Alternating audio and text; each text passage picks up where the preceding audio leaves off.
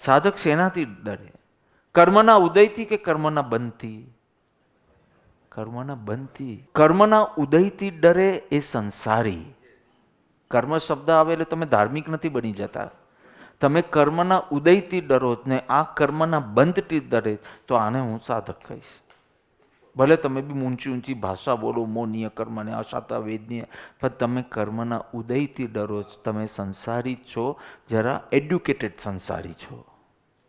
અને આ કર્મ ગમે તે ઉદય આવે, કોઈ વાર પુણ્યનો બી ઉદય આવે, બંધ નહીં.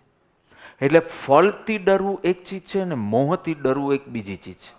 મુમુક્ષુ તે છે કે જે મોહથી ડરે કે આમાં મને રાગ ન થઈ જાય, આમાં મને દ્વેષ ન થઈ જાય.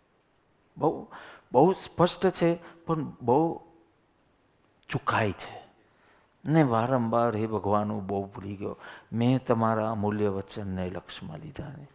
તમે જે પુણ્ય પાપની વાત કરી હતી એ મેં લક્ષમાં લીધી નહીં, એટલે આજે મને એમ લાગે છે કે આના કારણે હું દુઃખી છું. આ પુણ્ય પાપનો ભરોસો નથી. જીવને તો ખરો જ, એક દ્રવ્ય બીજા દ્રવ્યનું ના કરી શકે, એ તો આવી જ જાય. પણ પુણ્ય પાપનો પણ ભરોસો મને નથી. હું ખાલી જૈન કુલમાં જન્મ્યો છું એટલે પુણ્ય પાપ શબ્દો વાપરું છું. હું એકચ્યુઅલી શું છે આ પુણ્ય પાપ એ જ સમજતો નથી. વાત એકદમ સ્પષ્ટ છે. તો શેનાથી ડરે? શેનાથી ડરે? જો પાપના ઉદયમાં પણ, દુઃખમાં પણ, ઇન્વર્ટેડ કોમા છે, દુઃખ એટલે હિયર આઈ મીન કષ્ટ, પ્રતિકૂળ સંજોગો, પાપનો ઉદય છે. પાપના ઉદયમાં કોઈને દોષ દીધા વિના હું જો પ્રસન્ન રહી શકતો હોઉં તો જ હું ધાર્મિક. મેં નિત્યક્રમ કર્યો હોય તો હું ધાર્મિક નહીં, અને છતાં કરવાનો રેગ્યુલરલી. પણ તમને ધાર્મિકનું લેબલ તો નહીં, એટલીસ્ટ હું તો નહીં જ આપું. દુઃખમાં કોમા દોષ દીધા વિના કોમા પ્રસન્ન રહે તો એ મારો. કૃષ્ણની ભાષા બોલું છું. એ મારો પ્રિય ભક્ત. પહેલાં તો છે ને મુમુક્ષુ ડિટેક્ટ જ નથી કરી શકતો કે આજે ક્યાં દુઃખ છે. હું એપ્લાય ક્યારે કરું બાપાનું વચન? આટલું સુંદર વચન બોર્ડ મારીને રૂમમાં લગાડવા જેટલું સુંદર સૂત્ર છે કે નહીં, પણ ક્યારે દુઃખ જ નથી તો હું ક્યારે એપ્લાય કરું? તો તું એકદમ મારો. તું દુઃખમાં કોઈ વાર પ્રસન્ન રહે છે? આના કારણે આખી આ રમખાણ થઈ. આના કારણે હવે હું પ્રસન્ન છું, મારા ઉપરથી ભાર ઉતરી ગયો. એટલે હું 3 ચીજ કહું: દુઃખમાં, સુખમાં નહીં, દુઃખમાં દોષ દીધા વિના પ્રસન્નતા રહે તો એ સાધક છે. તત્વની ભાષામાં સાધક બોલું છું અને પ્રેમની ભાષામાં મારો પ્રિય ભક્ત બોલું છું. એ વિતરાગનો ધર્મ છે. એટલું બધું બ્લેકમેલ હું કરવા માંગુ છું તમને કે આના સિવાય કશું જ નહીં કરતા. મંદિર નહીં બાંધતા, આશ્રમ નહીં બાંધતા, પાંજરાપોળ નહીં, હોસ્પિટલ નહીં, ખાલી આટલું કરજો આ જીવનમાં. અને એને તો આ બધું જ કરવાનું મીંડું છે. સમજો, અમે નાના હતા ત્યારે બહુ ચૈત્ય પરિપાટીઓ કરતા. હું વેન્ચર્સ ઓફ ક્લબનો પ્રેસિડેન્ટ હતો, but I was a minor. એટલે કેટલી જગ્યાએ I was not allowed, the president was not allowed of the club. મોરબીમાં ફ્લડ્સ થયા તો બધા માસ્ક પહેરીને નીકળતા હતા અને હું બી નીકળ્યો હોશમાં ને હોશમાં, તો કે આ માઇનર છે, હી કાન્ટ એન્ટર ધ ટાઉન. એટલે પ્રેસિડેન્ટને બહાર રાખે અને બીજા બધા સેક્રેટરી ને બધા એ હતા. એટલે આવી બધી તોફાનો મેં હમણાં નથી કર્યા, નાનપણમાં કર્યા છે, 7th સ્ટાન્ડર્ડ 8th સ્ટાન્ડર્ડમાં. તો એવરી મંથ એક એક્ટિવિટી કરીએ. એક વખત સેવાની એક્ટિવિટી, એક વખત કંઈક સ્પિરિચ્યુઅલ. પર્યુષણ યુઝ્યુઅલી આવે એટલે પર્યુષણ પછીનું જે સન્ડે હોય તો ચૈત્ય પરિપાટી કરીએ. તો સવારના આખું સેન્ટ્રલ લાઇન અને આફ્ટરનૂનમાં વેસ્ટર્ન લાઇન, અને એના જેટલા દેરાસરો કરીએ, જેટલા ચૈત્ય બધાને એ શાંતિનાથ ભગવાનની યાત્રા પર અમે નીકળ્યા. સમજો કે જે દેરાસરમાં, દહીસરના દેરાસરમાં શાંતિનાથ ભગવાન, બરાબર?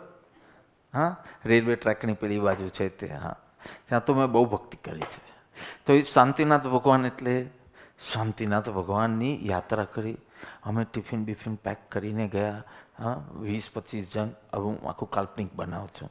તો એ 20 જણ ગયા, બધા ટિફિન લઈને આવ્યા કે પહેલાં સેવા પૂજા કરશું, પછી ટિફિન ખાશું ને પછી આગળ.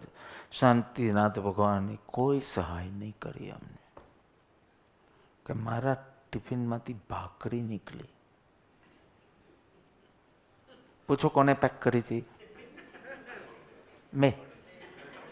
તે કીધું મમ્મી, એટલે બીજો કરે ને હું ભોગવું એમ. આ જ તો મિથ્યાત્વ છે ને, આ જ મિથ્યાત્વ છે કે કોઈએ પેક કર્યું છે એ મારે ભોગવવું પડે છે. આ મિથ્યાત્વ છે. તું વિચાર કે કોને પેક કર્યું છે. ગ્રોસરીમાંથી બધું અમુક ચીજ લઈને કોણ ઘરે ગયું છે? તમે ને. આ ઘરે જઈને જેમને બદલે ચીઝ નીકળ્યું તો કોણ જવાબદાર છે? હા, તમે જવાબદાર છો. આટલું યાદ રાખજો કે જે ટિફિનમાંથી નીકળ્યું છે એ મેં પેક કર્યું છે. હવે ટિફિનમાંથી તમે લોકો બોલશો કે હું બોલું? તમે લોકો કોઈ શરમાશો. ટિફિનમાંથી જે પત્ની નીકળી એ કોને પેક કરી છે? ટિફિનમાંથી જે બબલું નીકળ્યો એ કોને પેક કર્યું છે? ટિફિનમાંથી જે ટાલવાળું આખું રૂપ છે એ કોને પેક કર્યું છે? ઓહ, આટલું સમજાય તો કેટલા શાંત થઈ જવાય કે મેં જ પેક કર્યું છે. આ વાઈફ મેં પેક કરી છે, આ હસબન્ડ મેં પેક કર્યો, આ છોકરો મેં પેક કર્યો છે, આ પેક કર્યું, આ બધું તારે તે પેક કર્યું છે. ડોબા તું ભૂલી ગયેલો કે આગલા ભાવમાં શું પેક કરવું જોઈએ અને શું ન કરવું જોઈએ. બ્યુટીફુલ વાઈફ માંગી અને ધાર્મિક ભાવ ન માંગ્યો. હોશિયાર છોકરો માંગ્યો પણ એનું સ્વચ્છંદ રહિત ન માંગ્યો.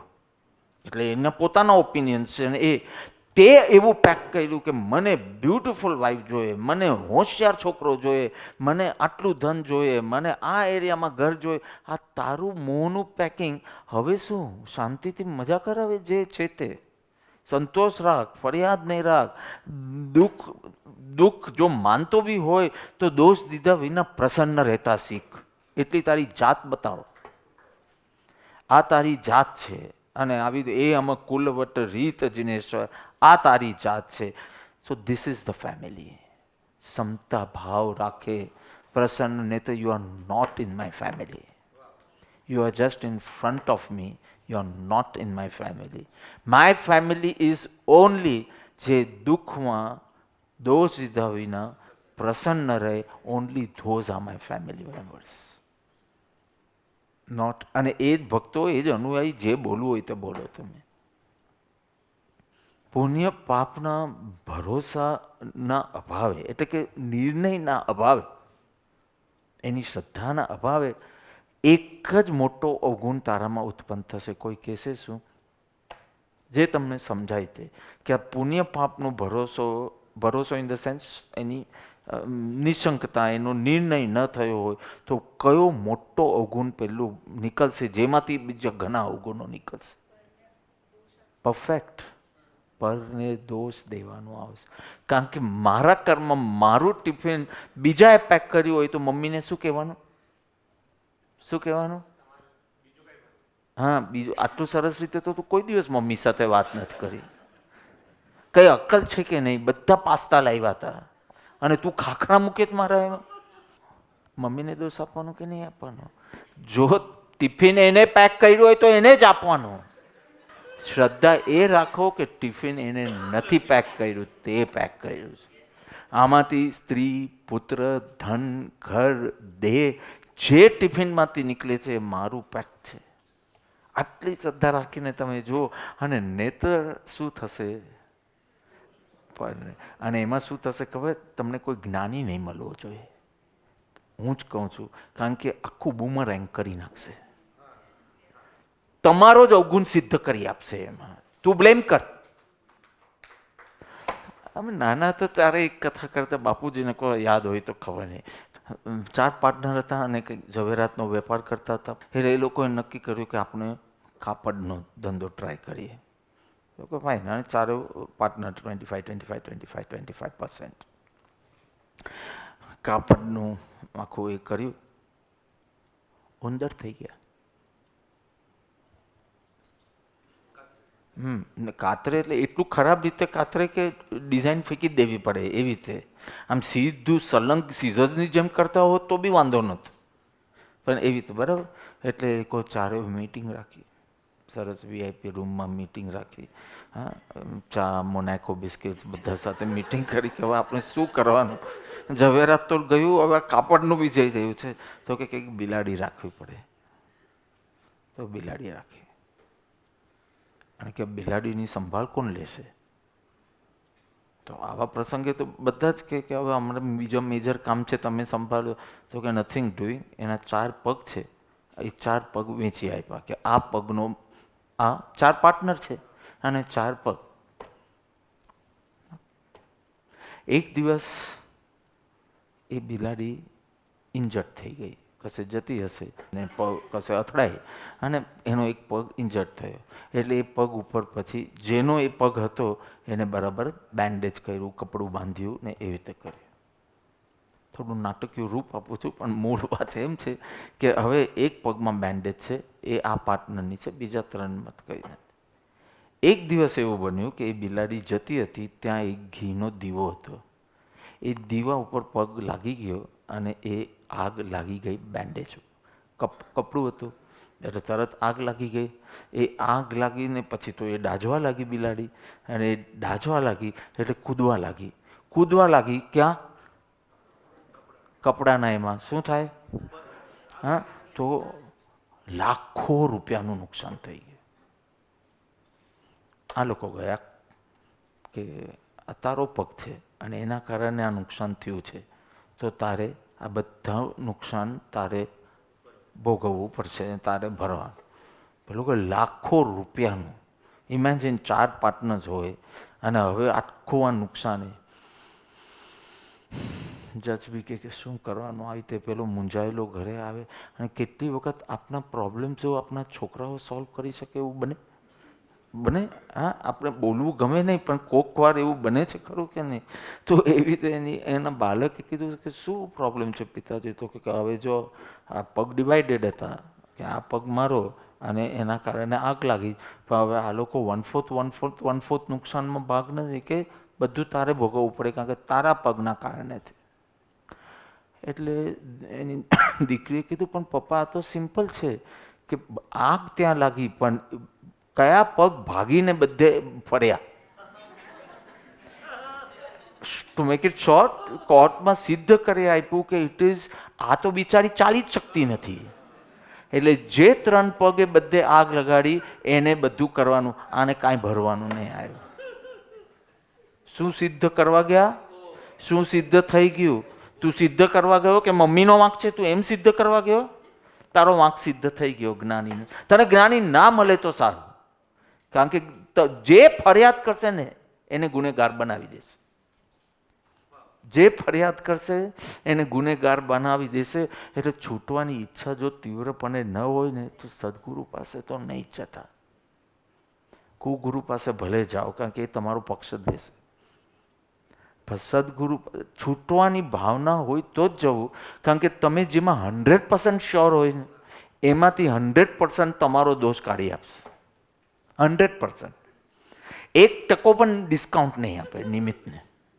ટોટલ તારો દોષ આવશે. એટલે કીધું કે સમ્યક દર્શન માટે તત્વની શ્રદ્ધા જોઈએ. તત્વની શ્રદ્ધામાં મુખ્ય તો જીવ અજીવની, પણ એમાં જો પુણ્ય પાપની આવે. હવે તમે દ્વેષી તો થવાના નહીં, આગળ જતાં દુઃખી બી થવાના નહીં. દ્વેષ તો કોના પ્રત્યે કરશો તમે? કારણ કે આ ભગવાને નથી કર્યું, આ પહેલાંય નથી કર્યું, તો દ્વેષ કોના ઉપર કરશો? હા, જ્યારે કોઈ હોય જ નહીં દ્વેષ કરવા માટે, તો દ્વેષ કેટલો ટકવાનો? નારાજગી બી કેવી રીતે ટકવાની? કોઈ હોય તો ઝઘડવાની મજા આવે ને. તમે આમ રૂમની વચમાં મૂકીને કે ઝઘડ, તું બહુ ઝઘડાલું છે ને, ઝઘડ. તો કોઈ ઝઘડો કરવા માટે બી આપણા જેવો કોઈક હોવો જોઈએ, જે આર્ગ્યુ કરે તો આર્ગ્યુ કરવાની મજા આવે, પણ કોઈ છે જ નહીં. અને પછી તો તું તારા વર્તમાન પુરુષાર્થ ઉપર જ એટલો ફોકસ રહે, 4 બાજુના સંજોગોનો જો જ નહીં, વર્તમાન ફોકસ.